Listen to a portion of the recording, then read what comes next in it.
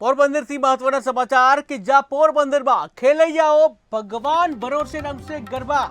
મહત્વના સમાચાર પોરબંદરથી કે જ્યાં પોરબંદરમાં ખેલૈયાઓ ભગવાન ભરોસે રમશે ગરબા। સરકારના જાહેરનામા બાદ પણ અધિકારીઓ જાણે નિંદ્રામાં હોય। પોરબંદર ફાયર અધિકારી અભય મહેતાનું મોટું નિવેદન। પોરબંદરમાં એસઓપીનું પાલન કરવામાં નથી આવ્યું તેવી સૂચના મળી છે, જ્યાં ગરબા સંચાલકોને ફાયર એનઓસી માટે અરજી મળી નથી, ત્યારે તમામ ગરબા ફાયર સેફટી વગર જ ચાલુ રહેશે।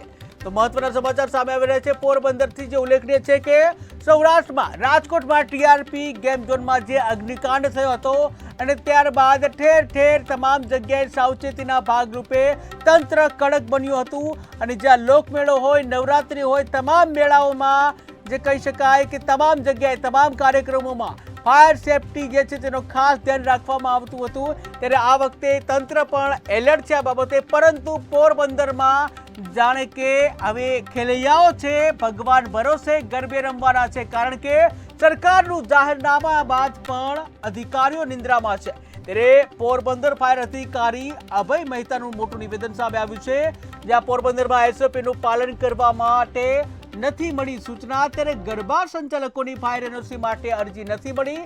તમામ ગરબા ફાયર સેફટી વગર જ ચાલુ રહેશે। તો ક્લિયર અમારી પાસે કોઈ ઉપરથી આદેશ નથી।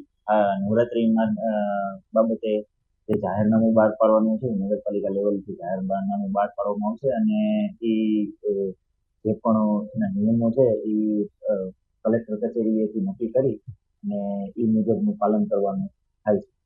જનરલી જે પણ પંડાલ આ લોકો ઊભા કરે છે નવરાત્રીના આયોજકો, તેમાં અમારું ફાયર વાહન સરળતાથી જઈ શકે, કોઈ પણ બનાવ બન્યો હોય તો સરળતાથી જઈ શકે એવી આયોજકોએ એવા એક્ઝિટ ગેટ છે કે જે રાખવાના હોતા હોય છે, જેથી અમારું વાહનની કોઈ અડચણ ના આવે।